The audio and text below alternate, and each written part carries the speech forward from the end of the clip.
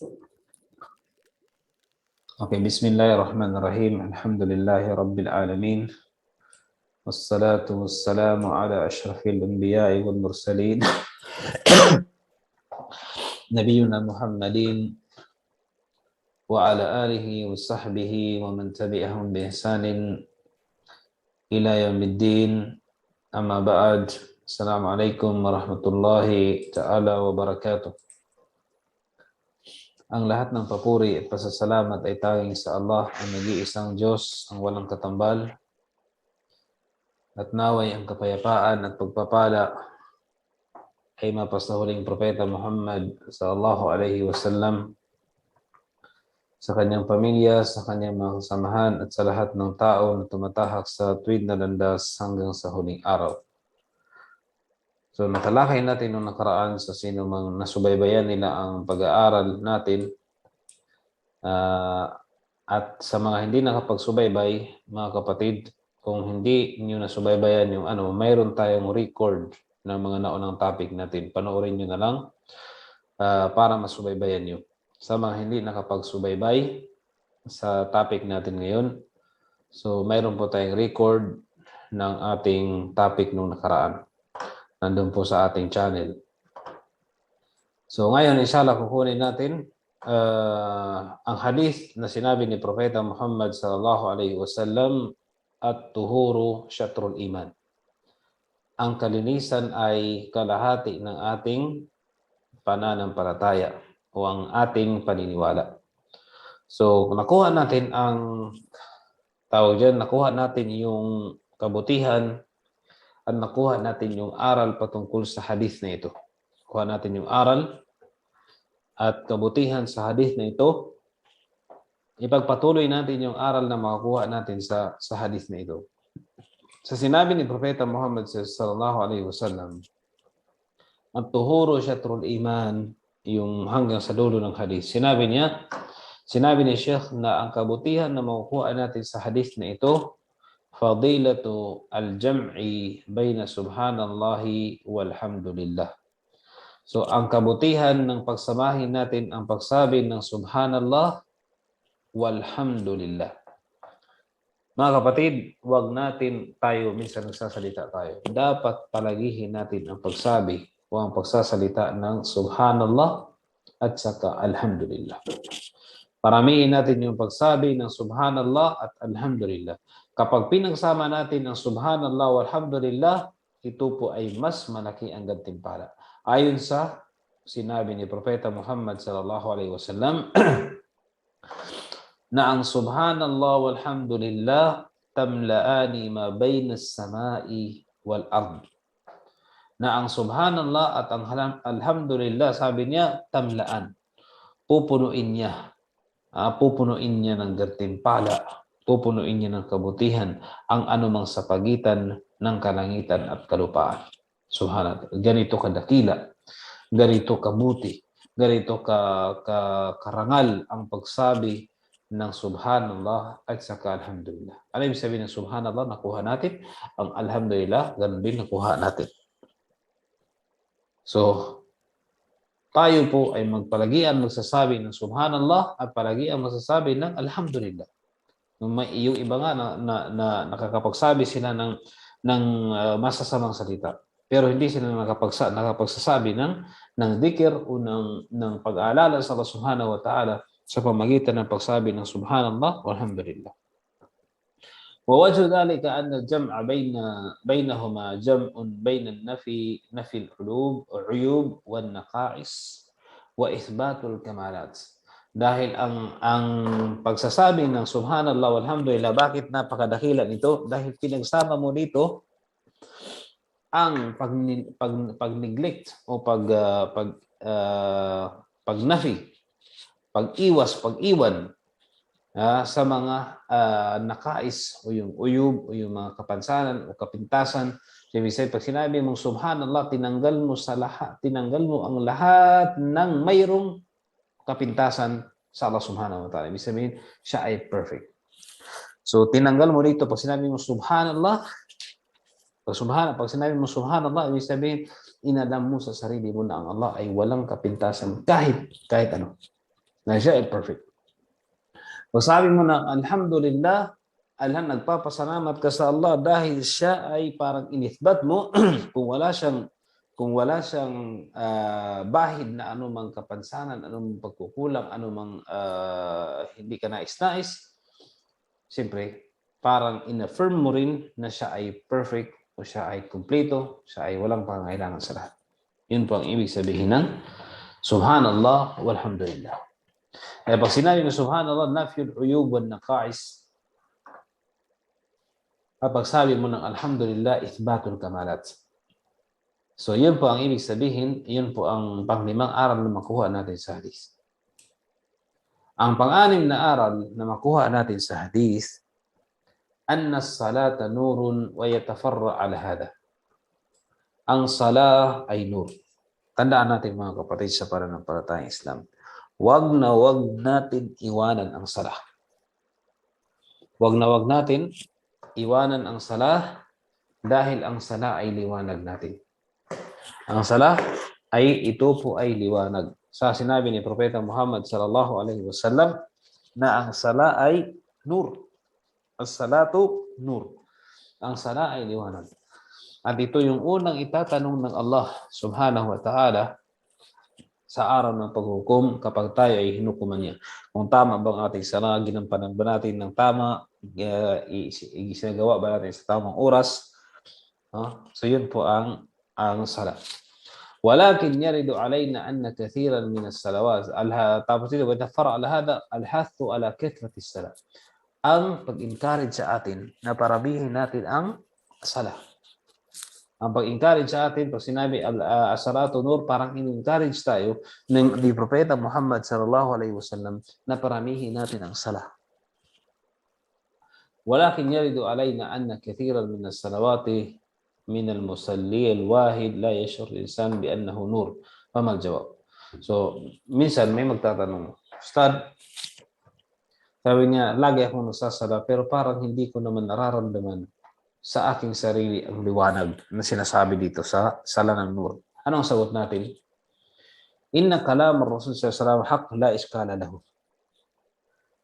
Ang sagot natin dito, ang sinabi ni Propeta Muhammad sallallahu alaihi wasallam ay katotohanan at walang pagdududa dito.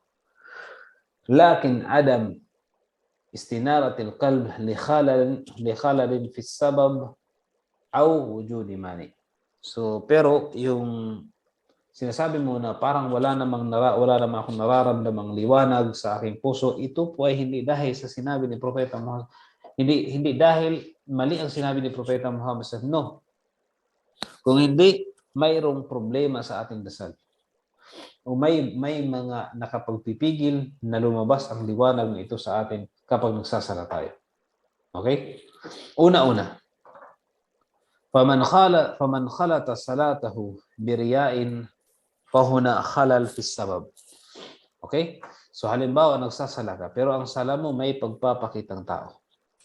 Nagsala ka, subukan mo magsala na talagang ikaw lang taimtim. So mararamdaman mo yung kasaganaan, kaligayahan, kapayapaan ng dasal mo. Yun ang nur. Yun ang liwanag dito. Pero yung mga tao na nagsasala lang para lang magampanan nila ang sala, pero wala namang taimtim. At yung iba pa, ang problema pa dito ay hinahaluan nila ng pagkukunwari at pagpapakitang tao na mas lalong mawala yung nur, yung liwanag dito. Subhanallah. At yung iba naman ay mabilis at wala silang taimtim talaga na pagsasagawa ng sala. So dito, paano makukuha niya ang liwanag?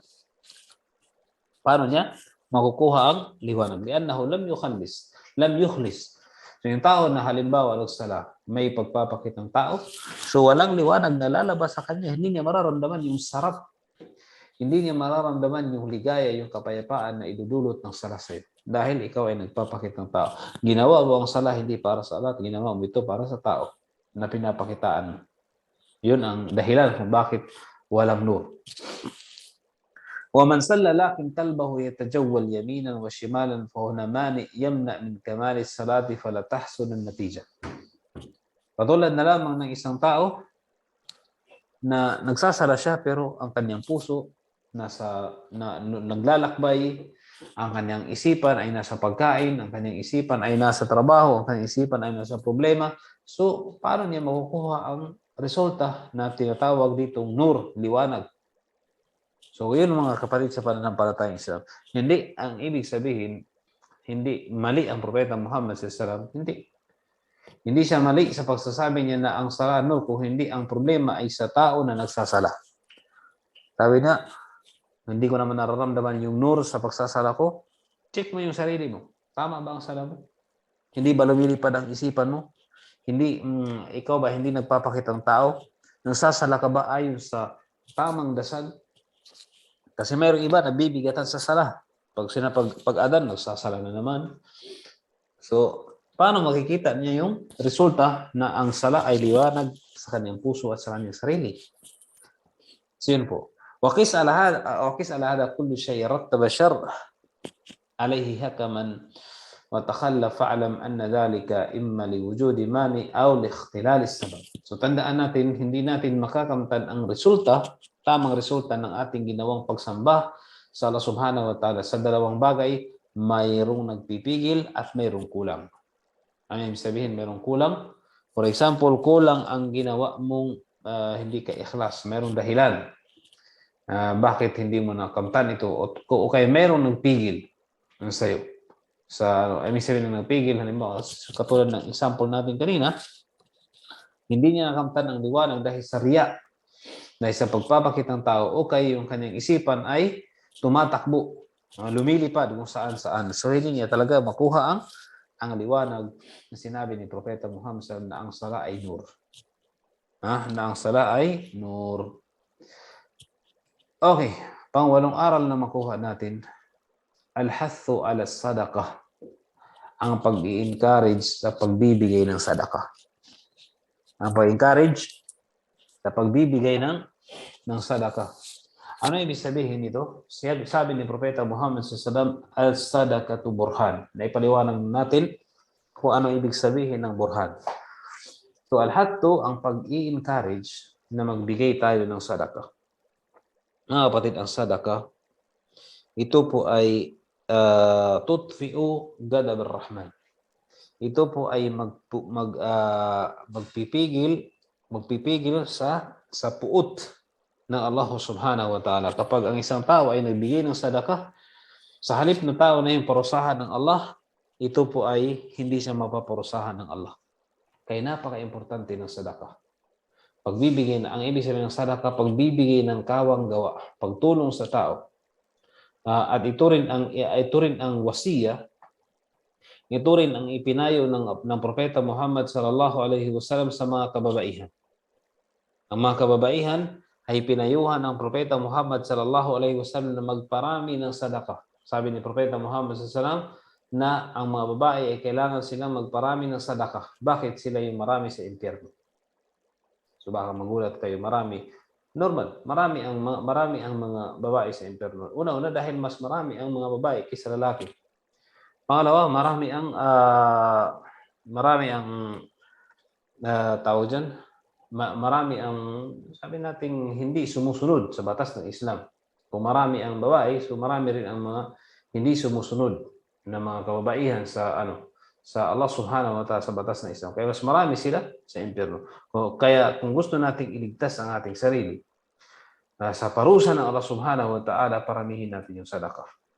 Hindi ibig sabihin na babae kayo mapunta ka sa impyerno. O wala, hindi. Yung mga pasaway lang. Siyempre yung pasaway, mas marami yung pasaway kaysa titingnan nyo, kahit isipin natin sa panahon ngayon, sino ang mas marami? Sino ang maraming kababaihan? Yung mga sumusunod sa Allah o yung hindi sumusunod sa Allah? Marami yung mga babae hindi sumusunod sa Allah. Although marami din ang mga lalaki, okay? Pero mas marami ang population ng mga kababaihan. Kaya ini-encourage ni Propeta Muhammad sallallahu alaihi wasallam nagbigay ng sadaqah ang mga kababaihan. Ang mga kababaihan. So yun po mga kapatid. So dahil ang sadaqah ay burhan, ito ay panangga mo sa parusa ng Allah Subhanahu wa Ta'ala. At ang sadaka, kahit anong halaga, kahit ano, pagtulong, ito ay matatawag na sadaka, pagtulong, pagngiti, pagbibigay ng small amount na pera, na kayamanan. So ito po ay matuturing na sadaka. Pagsyam, al-hattu ala sabri wa annahu diya'un wa in kana fihi shay' min al-hararati lakin diya'un wa nur liqauli sallallahu alaihi wasallam as-sabru diya'un. So yung pag-i-encourage ni Propeta Muhammad sallallahu alaihi wasallam na tayo ay magtiis. Pag-i-encourage ni Propeta Muhammad sallallahu alaihi wasallam na makukuha natin dito sa araw na ito, ang pag-i-encourage ni Propeta Muhammad sallallahu alaihi wasallam na tayo ay magsabar, tayo ay magtiis. Dahil ang pagtitiis ay mayroon po siyang liwanag kahit pa mayroon itong pait, mayroon itong kahirapan. At mayroon itong init. Dahil ang pagtitiis, ito po ay nakukuha natin kapag mayroong problema, mayroong hindi ka nais-nais na nangyari sa atin, dito lumalabas ang pagtitiis natin. Okay? So ito ay may liwanag dahil sa sinabi ni Propeta Muhammad sallallahu alaihi wasallam, was-sabru diya'un. At ang sabar ay diya, liwanag. Ang pagsampu na aral na makukuha natin, anna hamil Quran imma ghanim wa imma gharib. Walaysa hunaka martabatun la lahu wa la alayhi imma lil insan wa imma ala al insan. Wa itaparra ala hadhihi faida. Okay. Sabi niya, ang nagdadala ng Quran o nagbabasa ng Quran o nag-a-apply ng Quran, dalawa lang yan. Sabi ni siya. Maaring ikaw ay successful o kaya maaring ikaw ay hindi successful, unsuccessful ka, hindi ka matagumpay. Ikaw ay matagumpay dahil sa Quran na mayroon sa iyo o kaya hindi ka matagumpay dahil din sa Quran na mayroon sa iyo. Bakit? Dahil ang Quran, kapag in-apply mo sa sarili mo, ginampanan mo ang mga utos ng Allah at mga salita ng Allah, ikaw ay successful. Pag ikaw naman, kahit pa ikaw ay nakasaulo ng Quran, pero hindi mo in-apply ang Quran, hindi mo ginampanan ang mayroon sa Quran, at hindi mo isinabuhay ang mayroon sa Quran, ito ay kalaban. So dito po mga kapatid. So ang Quran, ang mga tao nagdadala ng Quran, ibig sabihin yung mga tao may alam sa Quran, sila ay maaring successful at maaring hindi. Hindi lahat ng nagdadala ng Quran ay successful. Yung mga successful ay yung mga taong ginampanan nila ng tunay ang Quran. Dito, makukuha natin ng aral, an yuhasib al-insan nafsahu hal amila bil Quran fayakunu hujjatan lahu aw la fayakunu hujjatan alayhi falyastatib. Okay. So ang isang tao, i-check niya ang kanyang sarili. So isinabuhay ko ba ang Quran o hindi ko isinabuhay ang Quran? Kapag sinabuhay niya ang Quran, ito ay para sa kanya. Ito ay kakampi niya. Kapag hindi niya sinabuhay ang Quran, ito ay kalaban niya. Ito ay kalaban niya ang Quran. Kapag hindi niya sinabuhay. Kapag sinabuhay niya, alhamdulillah, ito ay para sa kanya. Ito ay para sa kanya at siya ay matutulungan at siya ay magiging tagumpay sa kanyang pagsasabuhay ng Quran. So yun po ang aral na kuha natin. Number 11, azamatul Quran wa annahu la yudhi'u hakadha sudah. Lan yudhi'a hakadha sudan bal imma lil insan wa imma alal insan. So sabi ni Sheikh rito, ng aral na makuha natin ay ang kadakilaan ng Quran. Na ang kadakilaan ng Quran, hindi po ito mawawala ng basta-basta lang. Dahil ang epekto ng Quran maaring para sa iyo o kailaban sa iyo. Yun ang sinabi natin kanina. So maaring ang kadakilaan ng Quran, dahil pagdating sa araw ng paghuhukom, huhusgahan ka base doon sa pag-apply mo, pagsasabuhay mo ng Quran. Isa yun sa mga tatanungin ng Allah subhanahu wa ta'ala. Okay? Kapag hindi mo siya isinabuhay ang Quran, ito ay kalaban sa iyo. Pero kung sinabuhay mo ito ay kakampi mo at ito ay ang tagumpay. Ang number 12 na aral na makuha natin, bayanu halin nas wa anna kullun nasi ya'maluna min as-sabahi wa annahum yabi'una anfusahum. So ang pinaliwanag dito sa hadith na ito, aral na makuha natin, ay ang kalagayan ng tao. Na ang kalagayan ng tao ay naghahanap buhay sila sa umaga. Ang kadalasan na hanap buhay ay ginagawa sa umaga. So ngayon, sa panahon ngayon ay meron ng panggabi. Pero kadalasan, kahit sa panahon ng Propeta Muhammad sallallahu alaihi wasallam, sila ay nagtatrabaho lamang sa umaga. Wa annahum, na kung saan kapag sa umaga, kapag sila ay pumunta ng kanilang trabaho, ang magiging kalagayan nila ay maaring ibinibinta nila ang kanilang sarili. So ngayon sa pagbinta ng kanilang sarili, hindi ibig sabihin binibinta ay binibili. No. Kung hindi, sila ay nagtatrabaho na maaring yung trabaho nila ay dahilan upang sila ay makapasok sa paraiso o dahilan kung bakit sila ay makapasok sa impyerno. Ano ibig sabihin? Dahil ang tao, kapag sila ay nagtatrabaho, dalawa lang ang trabaho na pwede nilang pasukan. Trabaho na halal o trabaho na haram. So dito ngayon, kung siya ay nagtatrabaho ng halal, insyaAllah, siya ay walang problema. Pinalaya niya ang kanyang sarili sa impyerno. Pero kung ang trabaho niya ay haram, siya po ay paparusahan ng Allah sa impyerno. Yun na yung dahil sa gawain mo, pinagpalit mo ang sarili mo sa magiging kahihinatan mo sa kabilang buhay. Yun ang ibig sabihin ng yabi. Yung binibinta mo ang sarili mo sa pamamagitan ng trabaho mo, dito nakasalalay ang gawain mo o ang kahihinatnan mo sa kabilang buhay na maaring dahil sa trabaho na ito, mapapahamak at masasawi ako sa kabilang buhay. Okay, maaring sa trabaho na ito ang dahilan para ako ay makapasok sa paraiso at ako ay mapatawad ng Allah subhanahu wa ta'ala. Yun po ang ibig sabihin dito. So pinagpalit mo yung trabaho mo sa kabila, yung sarili mo sa kabila, sa kabilang buhay na mangyayari para sa iyo. So yun ang ibig sabihin dito. Wallahu a'lam. Number 13 na makuha natin na aral dito, anna al-hurriyata haqiqatan hiya al-qiyam bi ta'atillahi azza wa jalla. Tandaan natin na ang tunay na kalayaan. Ang tunay na kalayaan ay hindi yung democracy na sinasabi ng mga tao ngayon sa ibang bansa na democracy, freedom, na kung ano dahil sa freedom na ito gumagawa sila ng anumang gusto nilang gawin kahit haram. So hindi ito yung tinatawag na hurriya. Ang tunay na hurriya, ang tunay na kapayapaan, tunay na kalayaan, o tunay na freedom ay yung pagsunod mo sa Allah subhanahu wa ta'ala. Ay ang pagsunod mo sa Allah subhanahu wa ta'ala, yun po ang tunay na kalayaan. Walaysa al-itlaq al-insan nafsahu liya'mal kulla shay'in aradahu. Hindi po ang kalayaan ay yung lahat ng gusto mong gawin, kaya mong gawin. Lahat ng gusto mong naisin ay pwede mong gawin. Hindi yun yung kalayaan. Hindi yun yung kalayaan. Dahil maaring mayroon kang gustong gawin na labag sa Islam, yun ang dahilan kung bakit hindi ka maging malaya. Kaya dito sa mundo, nasabi nga dahil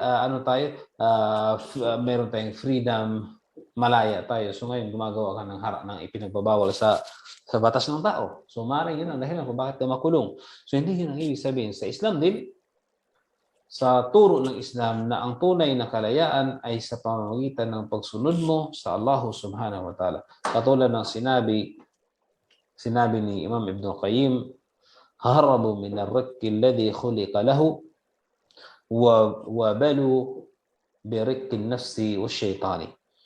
So ang ginawa ng mga tao, karamihan sa mga tao, so sila ay umiwas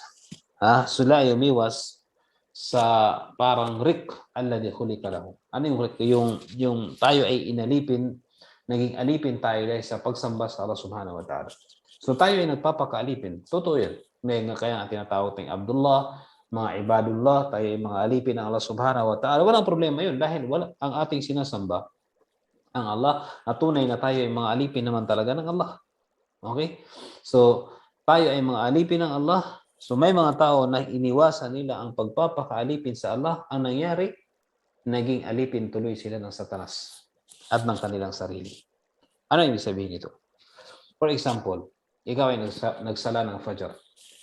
Ikaw nag-adana ng Fajr, for example, ha? So ayaw mo magsala ng Fajr. So ibig sabihin, hindi ka nagpapakaalipin sa batas ng Allah. Kung tunay na ikaw ay alipin ng Allah, gampanan mo yung tungkulin. Katulad ng taong mayroon siyang alipin. Yung alipin na yung gampanan niya, ang tungkulin ng kanyang master, di ba?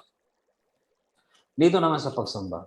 Tayo ay alipin ng Allah subhanahu wa ta'ala, ginagampanan natin ang pagiging alipin, pagpapakaalipin sa Allah sa pamamagitan ng pagsunod natin sa mga ipinag-uutos niya. So kaya kapag nag-adhan ng Fajr, babangon tayo at tayo ay magsala. Ngayon, may mga tao naman nag-adhan ng Fajr, hindi pa rin sila bumabangon, o kaya sa anumang sala, hindi pa rin sila bumabangon, hindi nila ginampanan, hindi lang sa sala, sa marami pang iba. Ngayon, dahil hindi sila nagpapakaalipin sa Allah, ang nangyari, nagpapakaalipin sila sa kanilang sarili at sa Satanas. Ngayon, dahil hindi nila sinunod ang Allah, sinunod nila ang kanilang sarili, tulog lang sila, so naging alipin sila ng kanilang sarili, at dahil yun ang gusto ng Satanas, naging alipin din sila ng Satanas. فَكُلُّ إِنسَانٍ يَفِرُّ مِنْ عِبَادَةِ اللَّهِ فَإِنَّهُ سَيَبْقَى فِي رِقِّ الشَّيْطَانِ. So, tandaan natin mga kapatid. Lahat ng tao na umiiwas sa pagpapakaalipin o sa pagsamba sa Allah subhanahu wa ta'ala, tunay na siya ay mananatili sa pagpapakaalipin sa Satanas. Yun po ang last na sasabihin natin dito, na ang tao, once na hindi niya ginampanan ang pagsamba sa Allah, ginampanan niya ang pagpapakaalipin sa Satanas at pagpapakaalipin sa kanyang sarili. So dito na lang, hanggang dito na lang inshallah subhanahu wa ta'ala ang topic natin. Natapos natin ang pang 23 na hadith. Next, kukunin natin next week inshallah subhanahu wa ta'ala al-hadith ar-rabi' wal-ishrun. Medyo mahaba itong hadith na ito, al-hadith ar-rabi' wal-ishrun. So ipapaliwanag natin itong lahat. So napakaganda ng hadith na ito. So, pang 24 na hadith, inshallah ipapaliwanag natin next. Barakallahu fikum. Subhanakallahumma wa bihamdika asyhadu an la ilaha illa anta nastaghfiruka wa natubu ilaik. Assalamualaikum warahmatullahi wabarakatuh.